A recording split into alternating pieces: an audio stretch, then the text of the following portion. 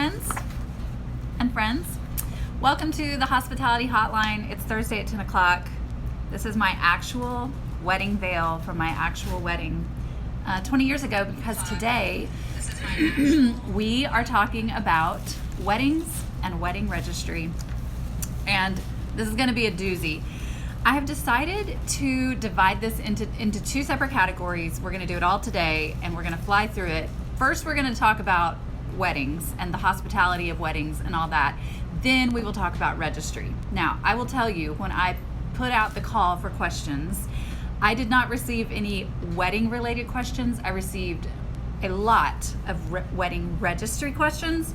So the opinions that I'm about to express about weddings are just things that I think are important to know when it comes to planning and executing a wedding through the lens of hospitality. That is always our aim here, is to think about these things through the lens of hospitality. So in preparing for today, my wedding was 20 years ago this August, so it's been 2 decades since I planned a wedding. But I did have a conversation with some coworkers, and specifically, I spoke to Elizabeth, who has gotten married in the last, I think it will be 2 years this April. So she is our freshest, most recent wedding participant. And it was interesting to hear kind of her very quick take on what mattered, what didn't. It was a really great conversation. So what I'm going to tell you is 100% what I believe, but also has been like, this is kind of a group effort today. So I'm representing a lot of different people's thoughts and input, and I'm happy to do that. So right off the bat, I think one of the most important pieces of information that I would want you to consider when it comes to a wedding is there are 2 parts to every wedding. It is not one single thing. There are 2 very distinct events that happen in most weddings. Not all, most weddings. This is how it goes. There is the actual wedding ceremony, and there is the wedding reception. These are not the same. They are often approached and planned and talked about as one thing. They could not be more different. Okay, let's talk through this. The wedding ceremony, it's yours as the bride or the groom. I assume I'm speaking to mostly women here, but the wedding is yours. It is about you. It is only about you and your partner. It should be everything you want it to be. It should be special. It should be full of intentionality. It should be memorable. It should be full of meaning. It should be everything you want your wedding ceremony to be. All the touches, all the things, all the I'm not sure you can overthink your wedding ceremony.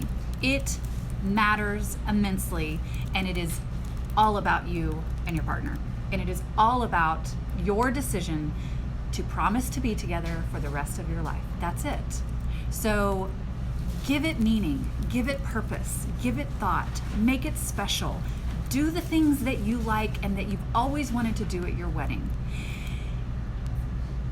There's just not a wrong way to do this. It's about you, so you can't mess it up. The wedding reception is different. The wedding reception, at its heart, is a party that you throw for the benefit of other people. The wedding reception is about your guests. The wedding reception is just a really fantastic way to celebrate, but it's a party. And while you are the center of attention as the couple, it's really not about you. And that sounds harsh, but your wedding reception is about all the other people in the room. Are there important details in a wedding reception? There are. Of course there are. And have we all been to weddings with special touches and details and we have, yes. There are a million decisions that you can make at a wedding reception. However, they don't matter. They don't matter. You are not going to hardly remember most of your wedding reception. You are going to relive that event through pictures. People are going to tell you about your wedding reception. Those details that you argued with your mother about, you're not even going to see the cocktail napkins. You are barely going to taste the food. You might taste the cake. You seriously are perhaps the least important person at the wedding reception. Everybody is there because of you, and you're the center of attention and celebration. But I really cannot stress to you enough how the wedding reception is about considering the needs of the people who are there to celebrate. And in that regard, free yourself from any emotional or needing to just infuse it with all the meaning. Just throw a fantastic party, or pay someone else to throw a fantastic party, and know that it's going to be great. People are going to want to be there. But your job is to throw a great party. It's just not about you. You are the center of attention at the wedding, and that is all about you, and that is worth overthinking and putting all the meaning that you want to put into it. Sing the songs, do the unity candle, don't do the pour the sand. Like, there are so many things that you can do. Have interpretive dance, whatever you want. Make it about you. The reception, make it about your guests. That is a huge distinction. I think it is worth every single penny, if you have a penny to spare, to involve a third party to help you plan and execute a wedding. Whether that is someone who manages the whole thing top to bottom, day one till after the honeymoon, or if that's someone who you pay an hourly rate to be there the day of. The number one key to enjoying your own wedding and to be present and to be able to not worry about the execution of the events or the details is to involve someone else and pay them to be responsible for that. If you have the ability to do that, it is a gift you're going to give yourself. You are going to be able to engage more, and at the end of the day, as a bride, you really want to enjoy the process. This is the one party in your life where you don't want to forget or be busy worrying about the logistics or putting out fires. Let someone else do that so that you can be present at your wedding. If you have the means to have someone do this from the beginning and walk you all the way through, even better, because then that person can navigate the challenges of the different avenues of communication, the different inputs, the decision. Like, you know, there are a lot of people that have their irons in the fire when it comes to planning a family event. And so to have one person who can be the hub for all of that can be really helpful relationally. So take that for what it's worth. You also are going to need to consider the needs of the other people who are emotionally involved in your wedding day: parents, siblings, friends, grandmothers, sisters, so many emotional dynamics. And you need to be gracious there. I also want to encourage you to kindly and firmly decide what's important to you and your husband, and to not be afraid to stand up for what you want or don't want. This is your wedding. When it comes to the reception, maybe there's a little more wiggle room for allowing other people to have what they want over what you want. But at the end of the day, it's your wedding. So remember, there are other people who are emotional about this as well. And as I get older and my children get older and I start to think about what it's going to be like to be a mother of the bride instead of a bride, like, this is very emotional territory. Like, we won't even get into that. But just be gracious in that. I think, let's see if there are any more. Oh, this is important to mention in regards to a wedding. Throw the party that you can throw. And here's what I mean with that. If you have a small budget, and everyone has a budget, it's just the size of the budget that matters. But if you have a small budget, then you're going to need to throw a small party. If you have a large budget, there are limits to what you can do as well. Those limits are just larger. Throw the party you can throw well. There is something really elegant and beautiful and lovely and elevated about a wedding that is thrown within the means available. And there is something really confusing and almost desperate about a wedding that is thrown so clearly outside the bounds of what is available for that party. If you have a small budget, a 2:00 wedding with cake and punch in the church fellowship hall is beautiful and can be done excellently and thoughtfully and be a gift to your guests. If you have $500,000, an open bar with a 3-course seated meal and Beyonce as the entertainment is lovely too. This is not a right or wrong. This is not a judgment. This is a, what do you have to work with, and work within those means. Trying to reach for something that your budget does not allow for is very uncomfortable and very confusing to your guests. I am such a champion, and I will always cheer scaling down to accommodate means instead of stretching past beyond what you actually have. The most beautiful, wonderful, thoughtful, intentional, detailed wedding I have ever been to had a minuscule budget and was 30 people and was done so beautifully. It inspired me and wished I could redo my whole wedding. Like, it was beautiful. I have been to amazing, over-the-top, high-budget weddings. Those are super fun. I felt comfortable, though, because it was obvious this is the budget they have to work with, and isn't this fun that I get to be a guest at this event? There is nothing wrong with operating within your means, and there are difficult choices that you have to make according to that. If you want to invite everyone you know because it's of vitally important value to you to have every human heart in the room to celebrate with you, but you have a small budget, then you cannot probably also feed all these people an exorbitant meal. And you may need to get creative and have a cake and punch reception to value the thing which you value. If you value having the 3-course seated meal and making sure you can still afford to have Beyonce be your entertainment, then you may only be able to invite 100 people, which means you're going to value these things, which is fine. You get to choose that. But you're not going to have every human heart that loves you in the room. You're going to have to limit your guest list. So decide what's important, look at the resources you have to work with, and then get creative. This is just something I feel strongly about. Can you tell? Last but not least, give yourself the gift of putting together your address list in an Excel spreadsheet. Moving forward into your new life, this will become such a helpful resource for you if you are not doing this already. It makes Christmas cards and everything easy to find. It's a resource that you can update easily. You can share it with people, and we still have our wedding address list. So I suggest doing that. All right, let's shift gears. We're going to talk about wedding registry. I did get a lot of questions, and what I'm going to do, as promised, I'm going to share with you my tongue-in-cheek, award-winning strategy for registry, and then I'm going to do kind of a rapid succession of question and answer based on specific questions that you submitted to me. So here it is. Here's my strategy for registry. You can have this for free. Instead of approaching registry like a genie in the bottle, get what I want wish list, or as a way to communicate your personal taste in home goods or kitchenwares and an expression of your color preferences and all that, no. View registry as an avenue to allow as many people as possible to spend small amounts of money on you from places you ultimately want to purchase other items. Let me say that again. View your registry as an avenue to allow as many people as possible.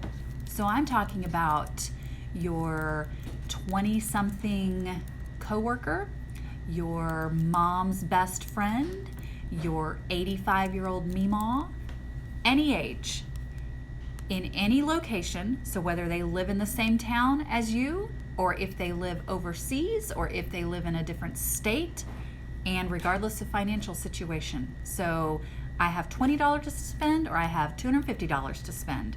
You want to view your registry as an avenue to allow all of these people multiple opportunities to easily purchase a gift for you at a place where you ultimately want to buy other things. Okay, summed up, registering is about giving people the opportunity to give you credit at a store where you want credit. This is not about a philosophy of how to outfit your pantry, nor is it about I like this style and it's about me letting you know I like this style of home goods. This is not what registering is about. Maybe, let me give you an example. Maybe you decide, you know what, we just have a small house and we only really are going to need 6 place settings of anything. That's all we can store. We don't really have a lot of people over. That's totally fine. You get to choose that. This is not about me telling you you need more or less plates. However, for your 250 person wedding and 3 to 4 showers and all your parents' friends and your, coworkers and all these other situations where gifts are going to be involved, if you register for 6 plates, 6 people are going to get to give you plates at most. What are the other people going to give you? They have, limited options based on the fact that you have only registered for 6 place settings. Instead, shift your thinking to, where do we want to be able to purchase other things? And then register very deeply among an assortment of price points and give people the opportunity to purchase gifts from that store for you. So one of the wonderful byproducts is you don't need to have an argument in the store about how many hand towels you think you guys are going to need moving forward. It just doesn't matter. Registries are not binding. Registries are just an opportunity for people to buy you stuff. So instead of getting in an argument about whether we need 4 hand towels or 12, register for 20 and then return the ones you don't think you need. Register for 24 sets of dishes. Register for 30 sets of silverware. Register for, 4 sets of sheets. Register for more than you need, because people just want to buy you something. They don't want to think. They don't want to hunt. They just want it to be easy to give you what you want. So who cares if you register for 24 towels? No one needs 24 towels. But man, 24 people are going to give you towels. No one's going to buy you a lamp, but you can return all those towels and buy the lamp you want. So it's this shift from, it's this binding agreement, and this is what we want, and this is what we think is important, and I don't think I'll ever need 12 plates. Well, who cares? Okay, great. You don't need 12 plates. I would suggest registering for 30 plates. People love to buy dishes. And once, if you have your first shower and all 6 plates get purchased, what are the other people going to buy you? I don't know. You're just going to get some random things. So, over register. The other side of this coin is, and worth mentioning, in the same vein that people, they want low dollar, $25 to $50 gift options, or $10 that they can group together with another $10 gift.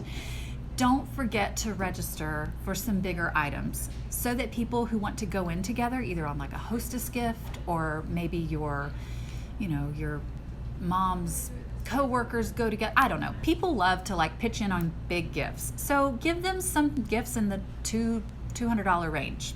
Again, you don't have to keep it. You're not committing to anything. Registry is not a wedding. Registry is just a way for you to tell people what it would be great for them to buy for you. That's it. It's really easy. The list is not about you. The list is about your guests. So in doing this, consider where you're registering and how people can buy gifts for you. As you consider the age range of people who are involved in purchasing gifts, here's my suggestion. I would choose no more than 3 stores. And I would choose stores that have both a very strong and easy online presence for those that prefer to do things online. And then I would also make sure that they have a physical store, because some people like to physically go buy a gift. So, for example, I would choose a kitchen store like Sur La Table, where they're going to have all the things to outfit a kitchen. That's so fun. I would choose a home store like Pottery Barn that has sheets and towels and dishes and, yes, furniture, but mostly the basics for bedrooms and bathrooms. And then I would pick a lifestyle store like Target. And I would choose technically all 3 of these stores sell dishes and glassware and silverware, but choose we're going to get our dishes from this store, we're going to get our bedding from this store, we're going to get our gadgets from this store.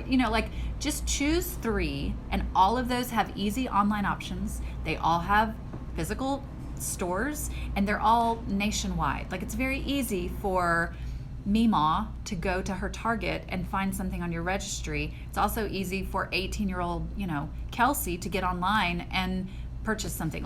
It's easy because it's not about you. It's very tricky when you start to register at local, non-online stores that have a very limited access. That can be a little tricky. So that would be my suggestion for how and where to register. The things that you choose, It's not a collage or a scrapbook about you and your husband. Just don't overthink it. Make the items very mainstream. Make them very easy. Nobody wants to overthink. Nobody wants to interpret your taste. Like they want to find something in the $20 to $50 range. They want to buy it quickly, and they want to give you something you want. So give them the opportunity to do that. If you don't keep a single thing, it's okay. You can take it all back and get the, I don't know, lawnmower that you wanted. But no one wants to buy you a lawnmower. Like that's not a sexy wedding gift. So keep that in mind. Here's the thing I want everyone to remember. You get to be the bride, one time. You get to be a wedding guest a lot. And here's what I want to encourage everyone as a gift giver. This is about you doing what they want. It's not the time to decide to tell them, no, this isn't really the silverware you want. I think you wanted this silverware. Or I saw that you registered for plates, but I went ahead and got you a candle instead. That's not the way wedding registries work. If they've registered at certain stores and you don't see anything that you want to purchase for them, get them a gift card. Clearly they like that store. If you want to make sure you're the one that gives them towels, but all the towels have been purchased, don't go somewhere else and buy towels. Certainly don't monogram them.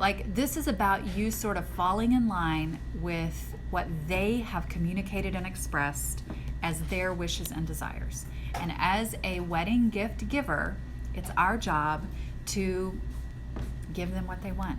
That's the point of registering. Okay, here's the lightning round. There are about, 10 or so questions here. Some of them are a little bit related, but we're going to go through these very quickly. Question number 1, do I have to register for China? The answer is, of course you do not have to register for China. We live in a very interesting time in relation to this. In relation to this issue, there was a time when, of course you register for China. How dare you think about not? But the truth is, some people don't. Some people are going to inherit multiple sets of China, so it doesn't make sense to register for another set of China when you know that you have 2 waiting. Some people do not like the lack of practicality of registering for something that you're going to only store and never use. I 100% get that. I did register for China. I'm so glad I did. There have been situations where to pull it out and use it is just a gift. It's beautiful. I love it. We have 12 sets of it, and I'm thankful that I registered for China. I also am a China type of person. If you know me, you're not surprised that I love using my China. We also registered for silver, and lately we've just started using our silver every day. I don't polish it. I put it in the dishwasher. We need silverware. We have this full set. It's doing me no good in the box. So we take it out and we use it. We use it. It's beautiful. I think there's some freedom in that.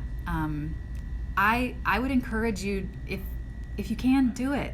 It's fun to have. And but if you don't, no, of course you don't have to register for China. But consider the long-term implications of that decision. What do I really need? Well, that's a really loaded question because there's just a lot. And it depends on what you have, it depends how you live, it depends what you value, it depends on a lot of factors. I would say there are so many good lists that are exhaustive. Sur La Table has a really great registry list. It's very thorough. The only thing that's not on there is sheets and towels because they don't sell bedding. But it's good. And if anything, I would say find the most exhaustive list that you can, and then delete things from that list that you're like, yeah, no, we don't have 4 beds, therefore we don't need 4 duvet covers or whatever. And delete the things you don't want, and then you'll be left with the things that you do want. I would also encourage you, when considering what you need for a registry, don't register for the stage of life you're in. You're setting up a home that is going to, these things you're going to have for a long time. And I would say register for the life that you hope to have, the beds that you hope to have, the people you hope to have over, the number of place settings you would want to have 20 years from now. 20 years later, here I sit, 20 years later, we've replaced a lot of things, but we're still using our silverware. I am so thankful we registered for 12 place settings. That's a lot of silverware. We use it. There are wine glasses that we still use. I mean, it's just, this is stuff that in theory is going to last you a long time. I still have the KitchenAid mixer I got 20 years ago. It's just great. So it's hard to tell you what you really need, but I would say as a tool, find a list, delete the stuff that doesn't seem applicable, and then go for it. And you'll be surprised to see what you use long term. Before the wedding and buying a house, is it okay to register for non-traditional things like furniture? And I think what this question is asking is like, meaning we don't own a home currently, so therefore is it okay to register for furniture for a home that we don't have? Maybe I'm getting that question wrong. That's how I'm reading it. First of all, no one is going to buy you furniture. So just keep that in mind. Registering for furniture, unless you're in a very, very different situation than I have ever witnessed firsthand, furniture is not a typical wedding gift from your wedding guests. Now, maybe a few people will go in on something, I don't know, like maybe all your, parents go in on a headboard or something. I don't know. Furniture is just, it's too high dollar of a gift item for most people. There's nothing wrong with it. Like, register for what you want, but just keep in mind, like we were talking about earlier, that is not an easy gift for people to purchase. So you can register for furniture, but you also may not receive it. If you bring a gift to the bridal shower, is it expected to bring another gift to the wedding? Here's how I think about gift giving in the wedding season of one individual. Personally, I think the baseline expectation is that if you are getting married, no matter how many celebrations I attend, an engagement party, a shower for work, a shower for friends, the actual wedding itself, a bachelorette week, like all the parties and events, the baseline is that I'm going to give you a gift to celebrate you. Now, whether I choose to do that at the actual wedding or a shower or whatever, I'm not sure that really matters. Anything else is above and beyond that. And anything else not only is above and beyond that, but is totally dependent on my ability to financially give you multiple gifts. The truth is, there's a season in most of our lives where we have multiple people getting married, and weddings are expensive. And I mean, like being a guest can get expensive. So it is never an assumed you have to bring a gift to every event that you attend, but it is you do need to give a gift. And I think that is the heart behind the idea of gifting. I had an experience with someone who was getting married and was not inviting very close inner circle people to certain events because she didn't want them to feel like they had to bring another gift. And that backfired because instead they felt left out of the opportunities to celebrate, and it was a huge miscommunication. And at the end of the day, like, an invitation to a shower is not necessarily an invitation to bring a gift if you've already attended other events. Sometimes it's just fun to be included and celebrated all the different things. And there's an understanding that because you've been to every event, because you're on the inner circle, like because you're my sister and you've been to every shower and event, you don't need to bring me a gift every time, but I want you to be here every time because you're that special to me. So navigate that carefully. What would be considered a major no for registry? You are asking me a really personal question. There's not a one-size-fits-all answer here. I would say the heart behind registry is to equip you and your partner with the home goods necessary to set up your household. It is assumed that this is meant to outfit your home in a meaningful, practical, tangible way. That's the heart behind registry. You, as a person getting married, get to choose what that looks like for you. I think there is something kind of off about registering for personal items like clothing or jewelry or entertainment type things, unless it has like a specific home use. I am all for registering for tools. This is something that gets really forgotten, but like, if you don't have a toolkit, you need a toolkit. Drills are a great household item. basketball nets aren't. Like, there's just it's totally a judgment call, and it's very specific, but I would just stay in that lane of, do I need this to outfit and run my home in the traditional sense of the word? This could get really dicey, but you know the difference between, registering for a sweater and registering for a set of towels. So, sweaters, not part of a wedding registry. Okay, next question. How to handle those asking to gift something off the registry because the rest of the registry has already been purchased. Number one, go register for more things. If your registry gets completely bought, you need to head back to Target or Sur La Table or Pottery Barn. You need to go register for some more things. That's your responsibility as the bride. If you are having people ask you, your registry is all taken, what should I get? Tell them to get you a gift card from the store at which you registered, because again, we're trying to just sort of get as much credit as possible to be able to buy the things and keep the things that we want. So that's my 2 cents on that. If you have already purchased a shower gift for someone, what is a good option to bring to the wedding? And I'm assuming what you're saying here is, I'm going to give one gift, and I gave the one gift at the shower, so what do I bring to the wedding? And honestly, you don't have to bring anything to the wedding. If you in your heart have given them a thoughtful gift, then great, show up to the wedding to celebrate.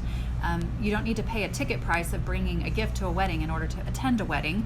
And if you know that you have given a gift, it doesn't matter what anybody else thinks or assumes about you as you walk in without a gift. That being said, maybe there's a thoughtful card. Maybe you could handwrite a note, if you're a married person, with something you've learned that you would want to pass on. Those handwritten notes are really sweet. That can be a thoughtful gift if you've already given a tangible item, for what that's worth. We have kind of answered this question, but one more time. Proper gift giving: when you're a bridesmaid, you go to all the showers, the bachelorette gift, wedding day, etc. And again, I think the blanket answer is one gift is ample.